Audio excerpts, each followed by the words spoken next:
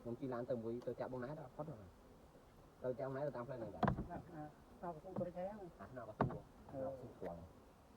ហើយខ្ញុំប្រាប់ថាអញផ្លូវយើងជីផ្លូវហ្នឹងទៅដល់នេះហ្នឹងទៅទៅទទួលខកមកតាឲ្យមានប្រព័ន្ធទៅណែមិនក៏អាចទៅផ្ទះគាត់មកដាក់នេះគាត់ដាក់នោះគាត់ដឹងមិនគាត់ទៅផ្ទះគាត់សឹកកស៊ូនអត់យល់ដែរ